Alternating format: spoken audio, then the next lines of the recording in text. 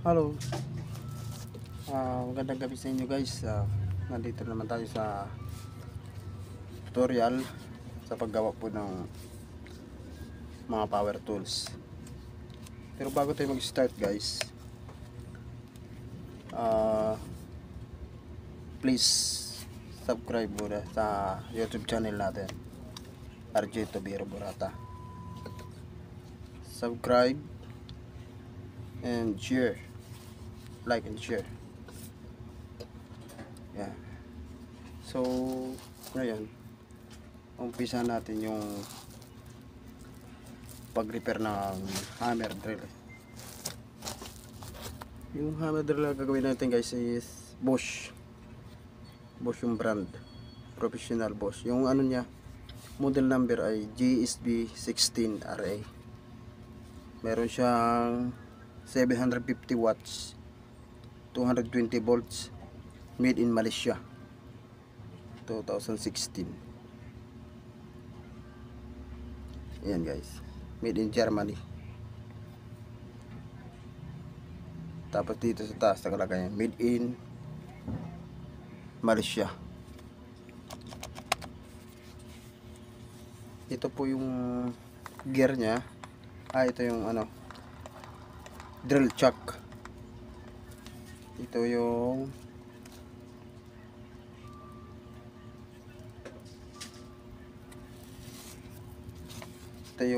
reverse nya guys, reverse.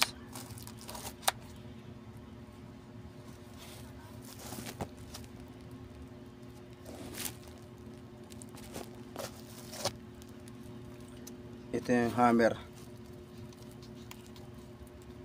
Pag linipat dito sa kabila, pambato. Pag linipat man dito sa kabila, pambakal. Ito naman yung reverse nya. Pag binaba dito sa kaliwa, pag tinaas sa kanan. Ito naman yung switch nya guys.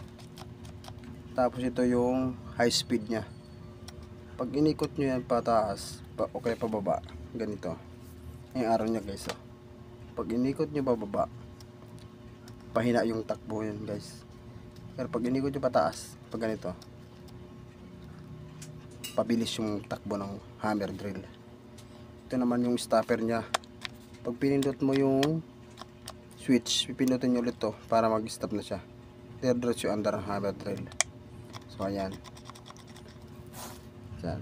original to guys na hammer drill Bosch, made in Malaysia. So ayan, start na natin guys yung pag-repair. Una,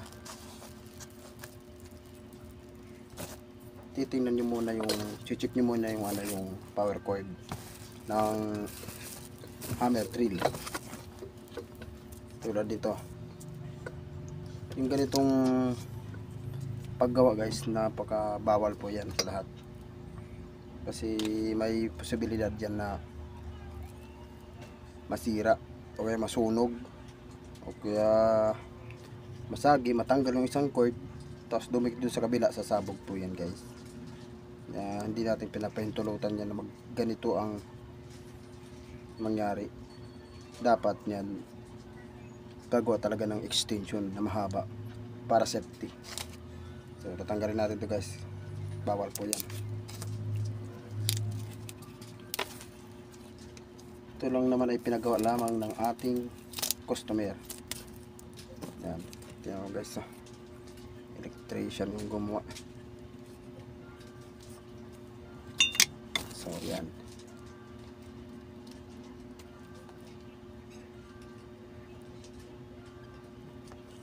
tinanggalan natin guys, kasi bawal na bawal yan.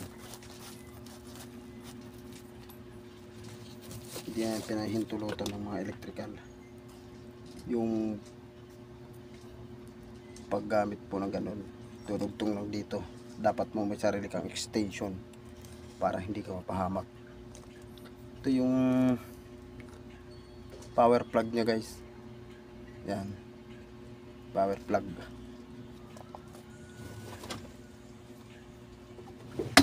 Kukuha tayo ng extension para i-test natin.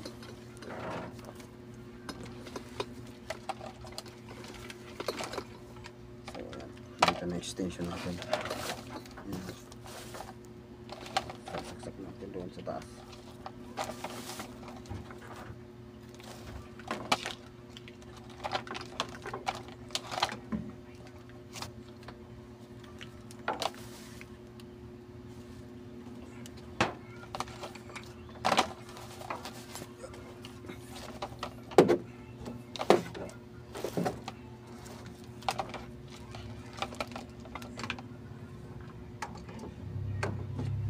Yan.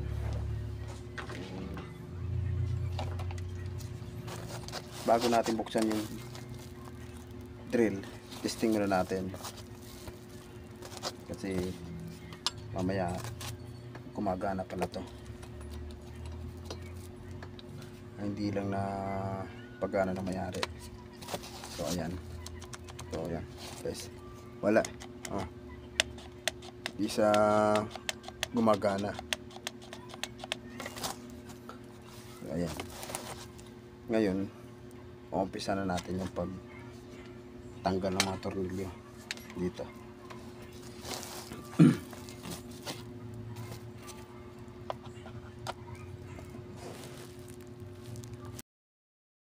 Tanggalin natin.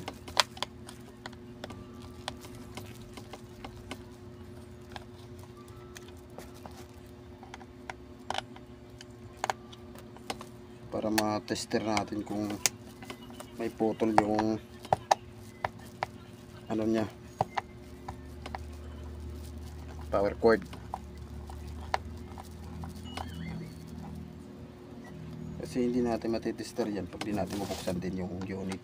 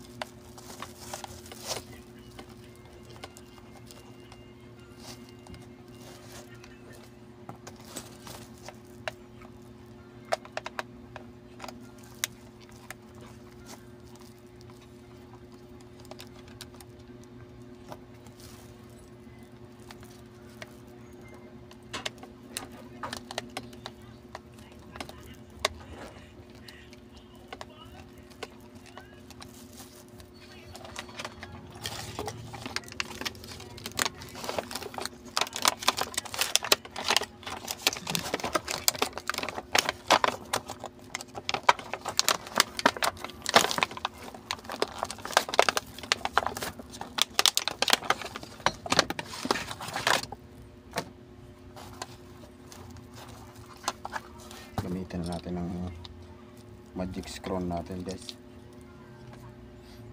kasi matatagalan tayo dito.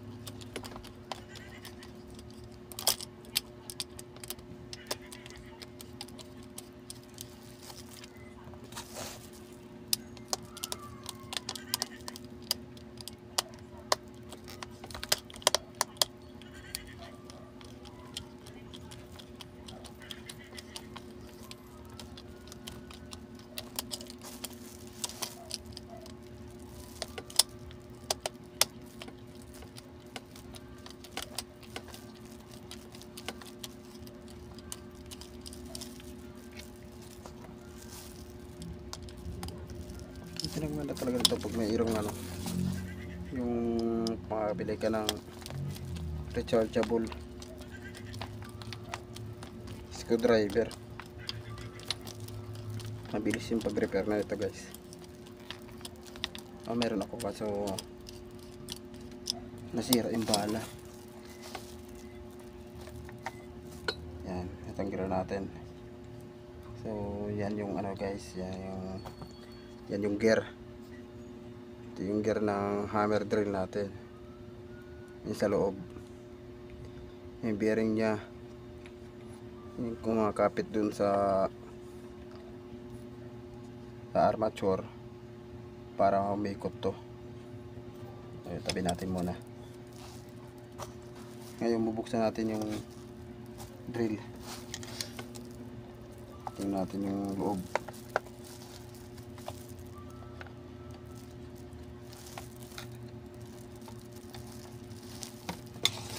May lock pa to.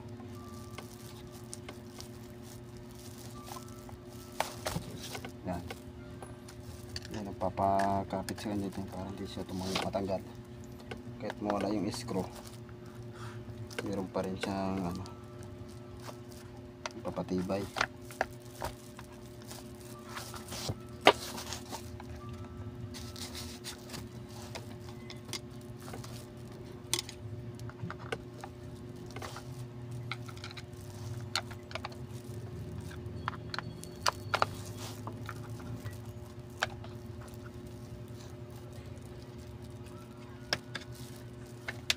Yan. Tanggalin natin yung takip. Mga idol. Yan. Tabi muna natin.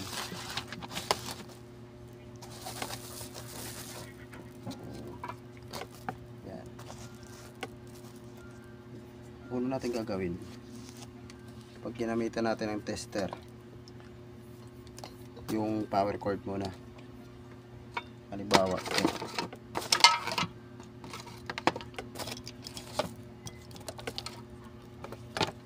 titingnan yung tester natin dyan.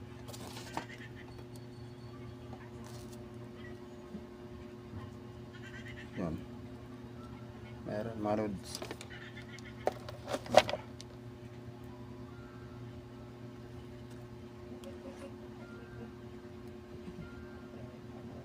Yan.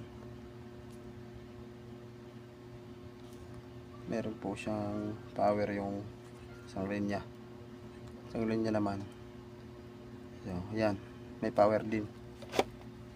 Wala siyang putol yung ano niya, linya ng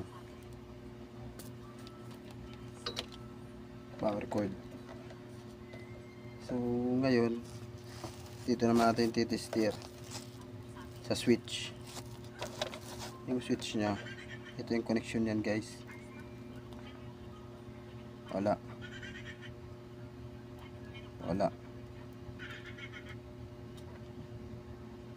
Or dito sa carbon, yan meron kabila.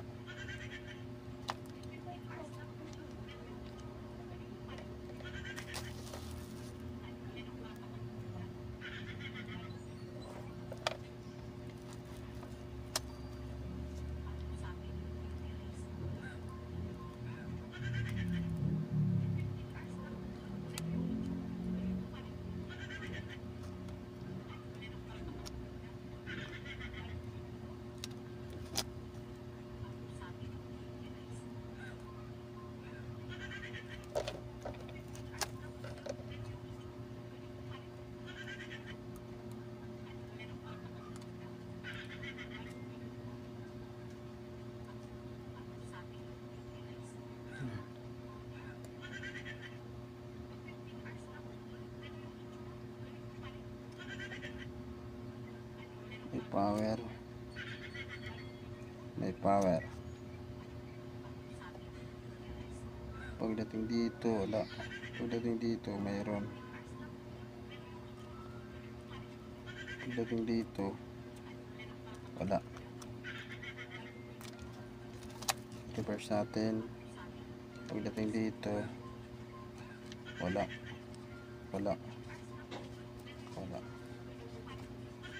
So walang linya yung kabila.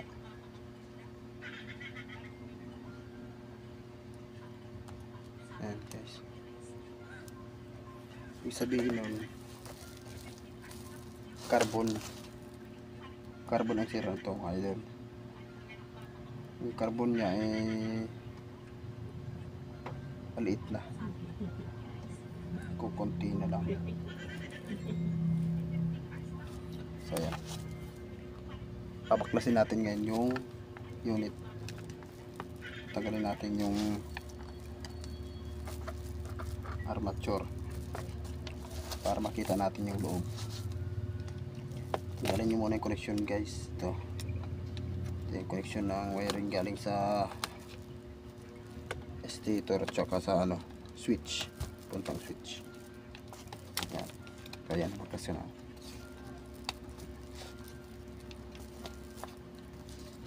Tapos natin dyan dito sa may armature. Huwag yung pipersen, dahan-dahan lang lodi kasi may posibilidad na masira to. Sayang, original pa naman to.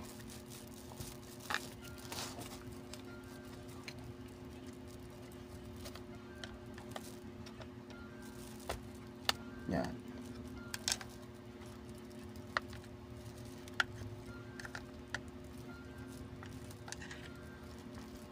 So yan. Yan.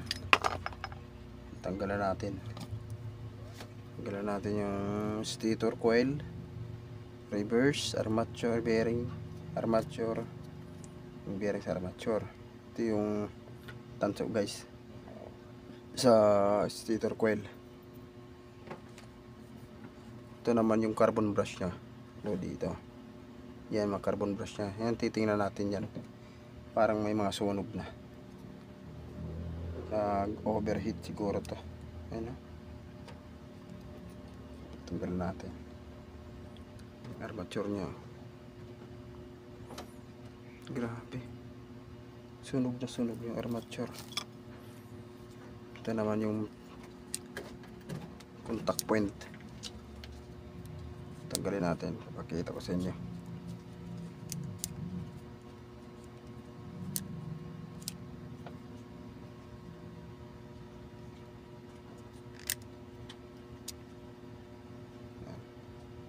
Ayan, connection ng ano,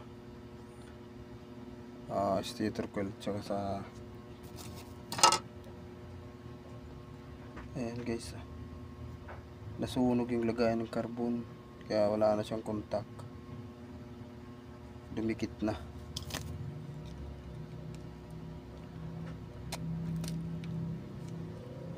Grabe, nasobrahan sa paggamit to. Hindi pinapahinga yung unit, diretso. Kaya ganito nangyari, walang disiplina.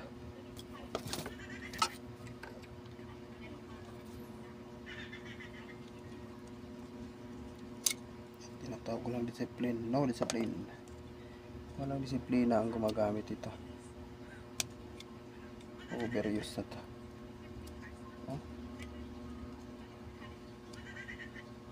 Sunog na yung ano niya pero sige pa rin na paggamit. Ayan mga idol, sunog na yung plastic sa kabitan ng carbon. Ayan.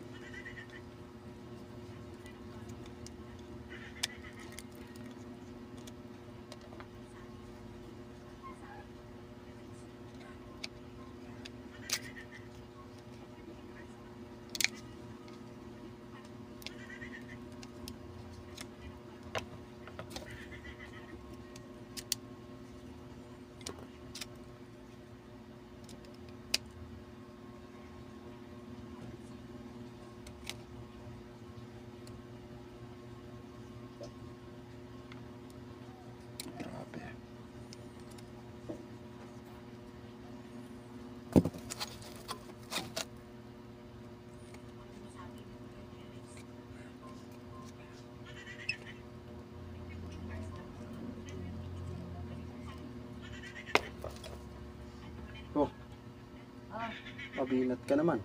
Ha? Tulog na. Yes, sir.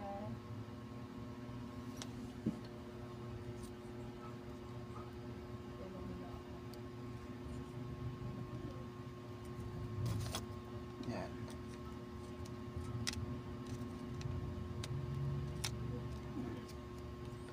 Yan mga idol, tanggalin natin yung nasunog para hindi pang magsimulan. Kung ginamit niya ulit, halimbawa magawa natin to ngayon, pero magagawa naman to guys. Ano lang dito, pag overheat, babawal natin sa kanya na Huwag sobra-sobrang paggamit kay masusunog nito.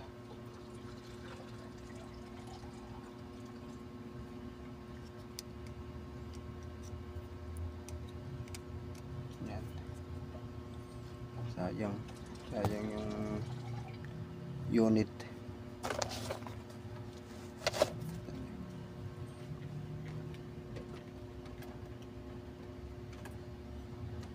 Sobrang paggamit ng unit kaya nasisira.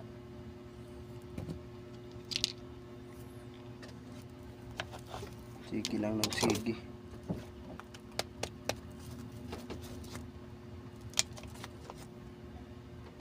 So, yan. Ang gagawin na lang natin natin mga idol to. Lalagyan na lang natin ng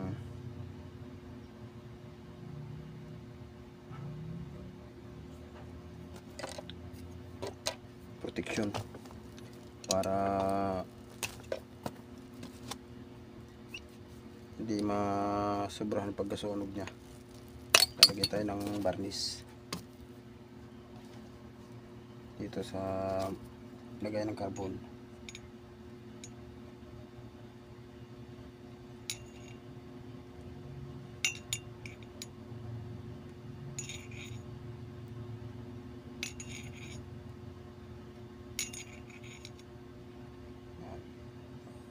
Lagyan natin.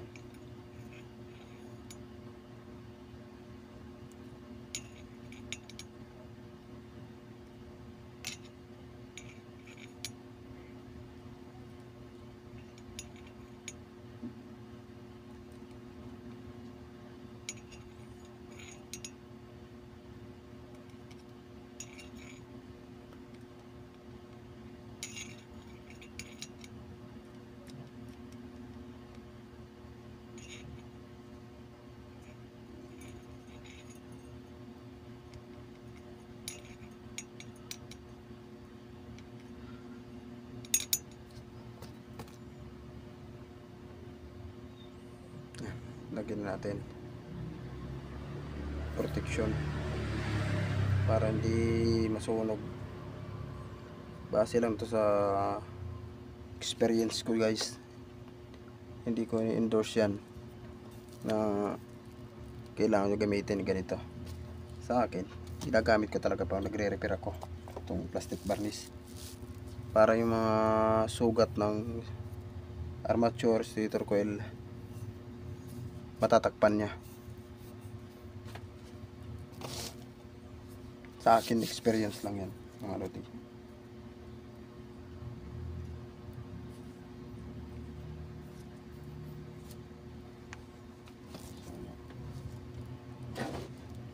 Tayo ng basahan para mabuwas-buwasan naman yung carbon na nakalagay dito sa panghipa.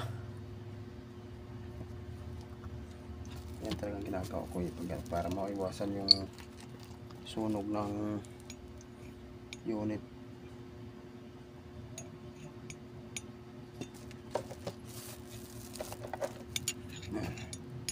Babit natin.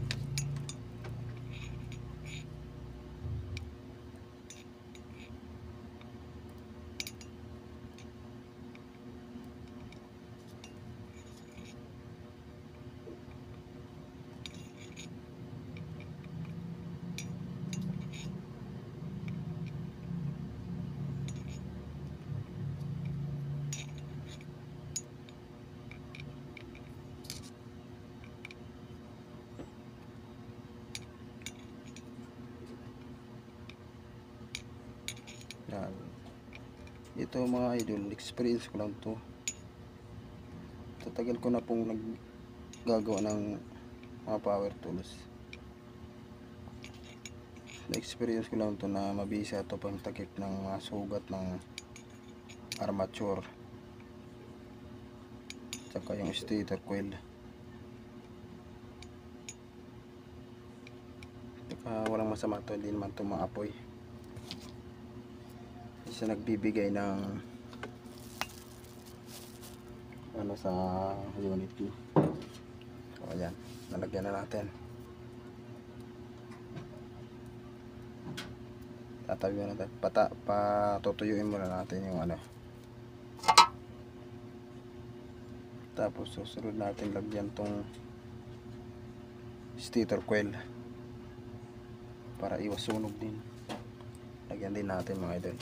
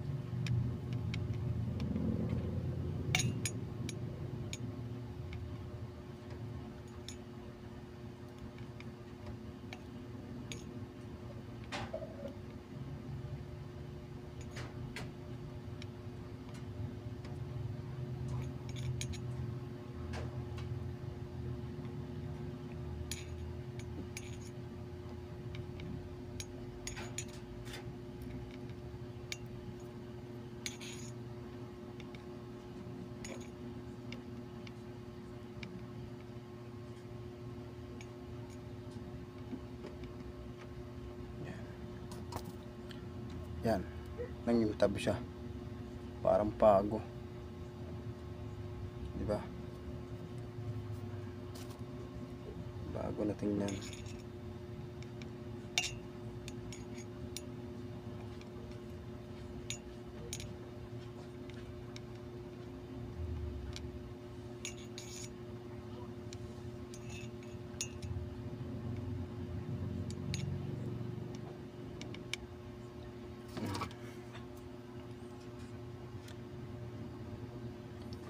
Tapos tatabi natin ulit para tumuyo bago natin siya i-assemble ulit. Takpan natin.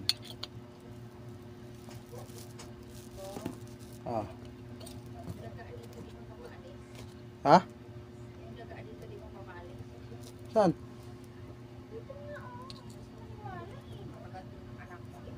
Malaki?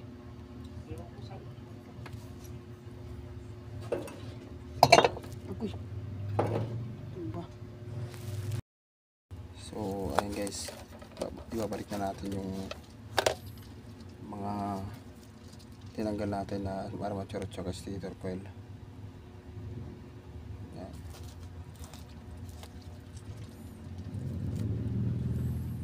Babalik namin sa dati.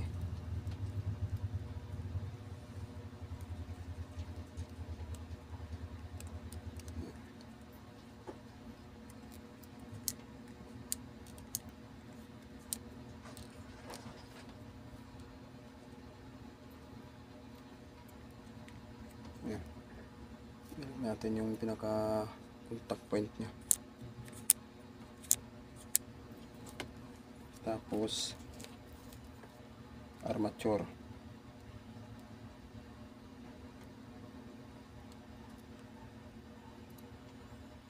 Tapos babalik natin siya dito.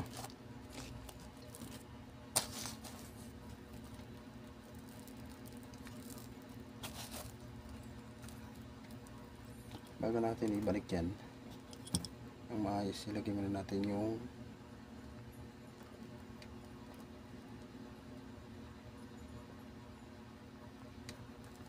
gear na nakakonek sa bearing. Okay, ito. Yan.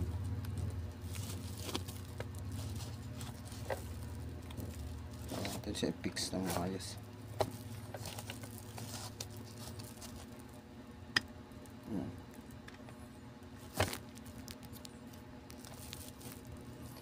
So, yan, ano na siya. Naka-connect na ng maayos yan. Lalagyan natin yung mga wire na kung saan naka-pwesto dati para hindi ko kayo malilito.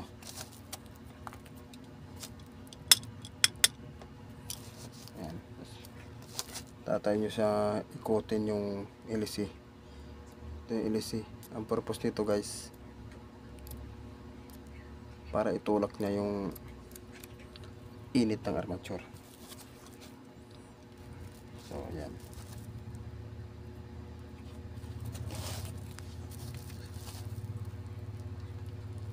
Tapos ibalik natin yung connection niya dito sa ano,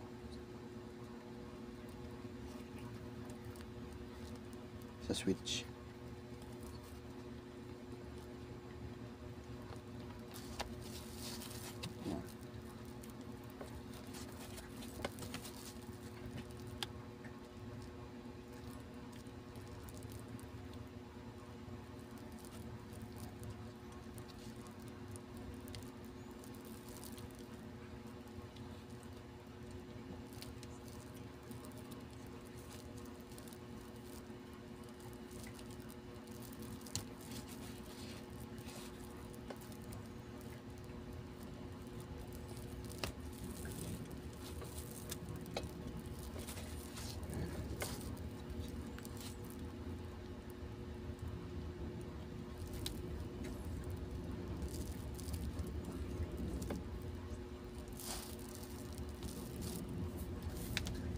Nakita ko guys na nakabalat yung wire.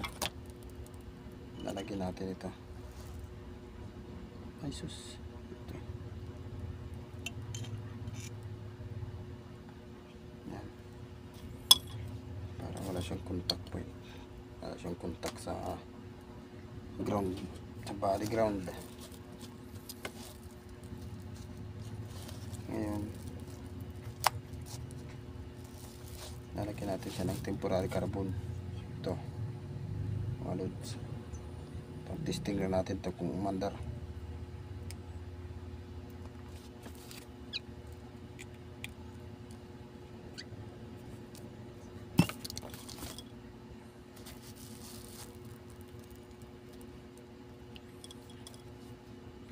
Pag ito gumana, ibig sabihin natakpan yung ano, na contact point nya, mga sira, mga nabalatan.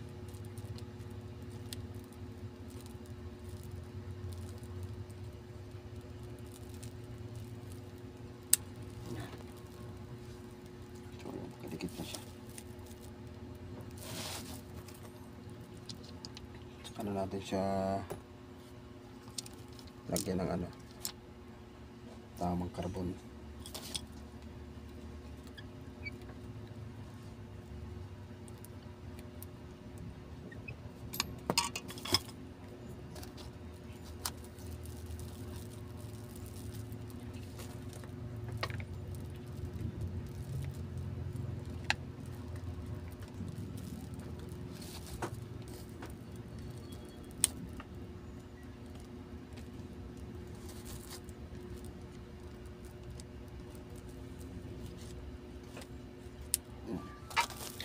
Ilagay na natin yung carbon na temporary.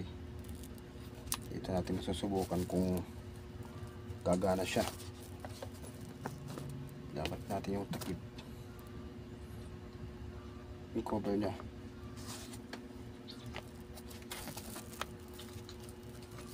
Balik natin yung cover, pero doon natin na tugma. Yan. Para hindi siya magkaroon ng pagkaipit ng wire. Yan. Kasi lalagyan natin yung lock na to para di siya basta-basta kumalas.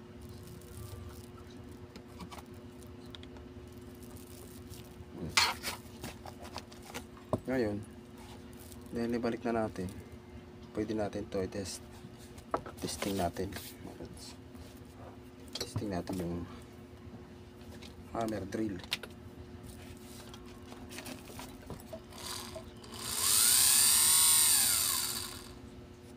Mahina, pero gumagana siya. Turbo natin.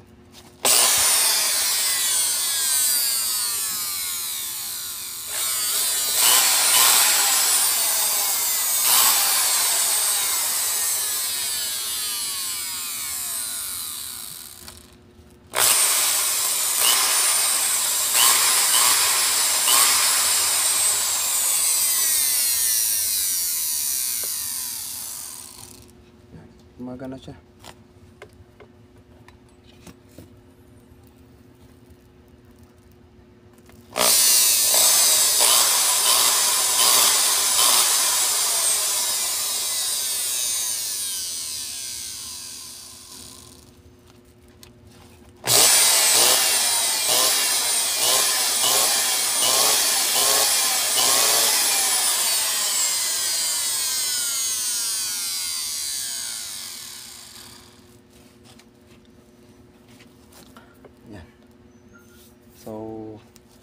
gumagana sa idol, babalik natin yung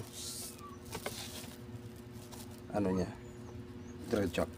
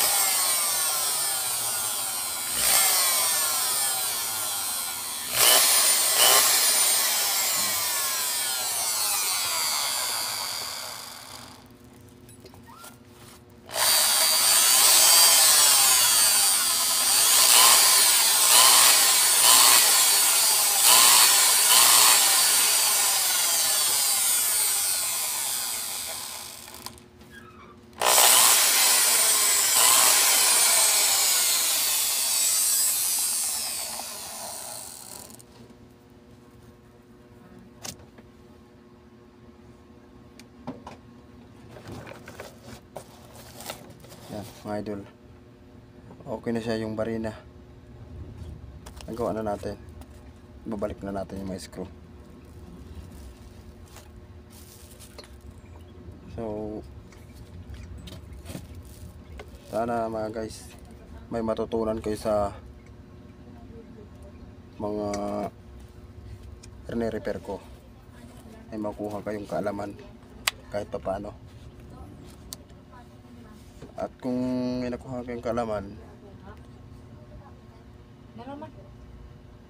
i-comment nyo guys sa comment section ng aking mga video. At mag-like na rin po kayo at mag-share.